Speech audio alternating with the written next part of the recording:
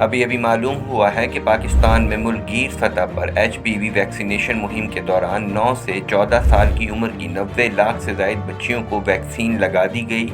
ये मुहिम पंजाब, सिंध और आज़ाद कश्मीर में चलाई गई, जिससे यूनिसेफ और आलमी इदारा सेहत की मावनत हासिल रही। माहिरीन सेहत ने जोर दिया कि ये वैक्सीन बच्चियों को सर्वाइकल कैंसर से बचाने में इंतहाई मौसर है, जो ख़वातीन में सबसे महलिक बीमारियों में शुमार होता है।